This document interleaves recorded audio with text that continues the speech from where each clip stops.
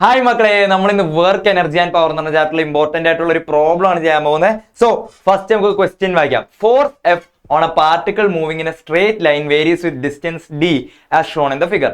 The work done on the particle during its displacement of 12 meters is. So നമുക്ക് graph തന്നിട്ടുണ്ട്. നമുക്ക് എന്താ അറിയാവുന്ന ഒരു FD ഗ്രാഫിന്റെ ഫോഴ്സ് ആൻഡ് ഡിസ്പ്ലേസ്മെന്റ് ഗ്രാഫിന്റെ ഏരിയ എന്തായിരിക്കും? Area will give us the work done അല്ലെ.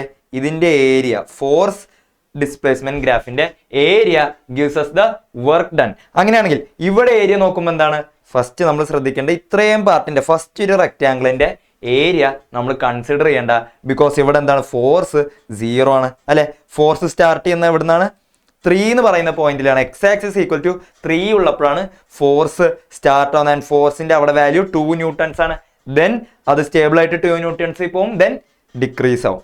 ഓക്കെ, ടിൽ 0 ഡിക്രീസ് ആവും. ആൻഡ് ടോട്ടൽ ഡിസ്പ്ലേസ്മെന്റ് 12 മീറ്റേഴ്സ് ആയിരുന്നു. അങ്ങനെയാണെങ്കിൽ നമുക്ക് വർക്ക് കണ്ടുപിടിക്കണമെങ്കിൽ ഇത് രണ്ടായിട്ട് സെപ്പറേറ്റ് ചെയ്യുക. ഫസ്റ്റ് ഈ റെക്ടാംഗിളിന്റെ ഏരിയ കണ്ടുപിടിക്കുക. ദെൻ ആഡ് ഈ ട്രയാംഗിളിന്റെ ഏരിയ. ഓക്കെ, ട്രയാംഗിളിന്റെയും ഫസ്റ്റ് റെക്ടാംഗിളിന്റെയും ഏരിയ ആഡ് ചെയ്താൽ we will get the work done. അങ്ങനെയാണെങ്കിൽ ഏരിയ എന്താണ്? റെക്ടാംഗിളിന്റെ ഏരിയ എന്താണ്? Total area is equal to റെക്ടാംഗിളിന്റെ area 4 7 - 3 is equal to 4 into height എത്രയാണ്? 2 ന്യൂട്ടൺസ് ആണ് അല്ലേ. സോ 4 × 2 പ്ലസ് ട്രയാംഗിളിന്റെ ഏരിയ എന്തായിരിക്കും? ഹാഫ് BH അല്ലേ. ഒരു റൈറ്റ് ആംഗിൾ ട്രയാംഗിളിന്റെ area is given as half BH. അങ്ങനെയാണെങ്കിൽ ഹാഫ് ഇൻറ്റു B എത്രയാണ്? ബേസ് എന്ന് പറയുന്നത് 5 ആണ്. 12 - 7 ഇൻറ്റു ഹൈറ്റ് എത്രയാണ്? അഗെയിൻ 2 ആണ്.